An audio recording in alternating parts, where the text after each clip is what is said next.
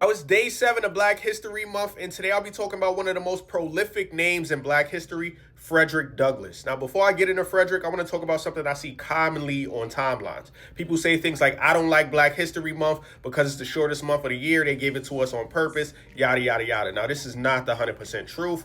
Back in 1926, the Association for the Study of African American History and Life, I believe I got that correct. They created something called Negro History Week. Now, this week was based on the birthdays of both Frederick Douglass and Abraham Lincoln. But being that Abraham Lincoln is the president, Emancipation Proclamation freed all the slaves, and Frederick Douglass was one of the pioneers of abolishing slavery, right? Now, for years, decades, our people fought for civil rights. And during this fight for civil rights, they fought for this week, Negro History Week, to be extended into a month. And after the civil rights movement, President Ford in 1972, I believe, or 76, Google it yourself, finally made it official that Negro History Week would be expanded into Black History Month. That's why we celebrate Black history in the month of February.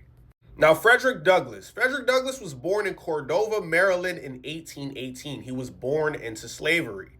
And while enslaved, he taught himself how to read and how to write, which is crazy, and it gave him a leg up. In 1838, with the help of his wife Anna, Frederick Douglass was able to escape slavery. Yes, he escaped.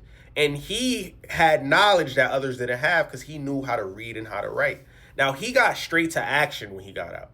He became a big voice for abolishing slavery. And what gave him an edge over other abolitionists was he knew what it was like to be a slave. He could speak to things that freedmen who were born into freedom could not speak to, right?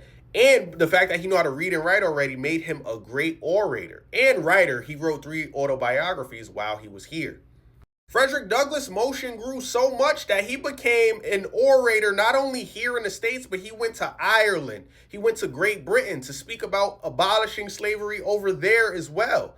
And while he was here, he became an advisor to President Lincoln at the time, which is why we got Negro History Week. And he was the main person pushing for the Emancipation Proclamation to free the slaves and to how black soldiers could be utilized in the Union to fight against the South. He was also a big voice in the women's rights movement. He attended the Seneca Convention and spoke out against women's suffrage and advocated for equality of men and women alike. Frederick Douglass was one of the most active slave abolitionists and civil rights leaders we have to date.